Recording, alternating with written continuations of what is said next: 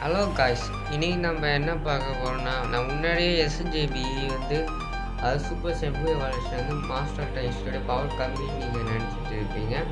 ஆனால் அது இல்லைங்கிறதுக்காக நம்ம எப்பயோ வீடியோ ஒன்று போட்டிருக்கிறோம்.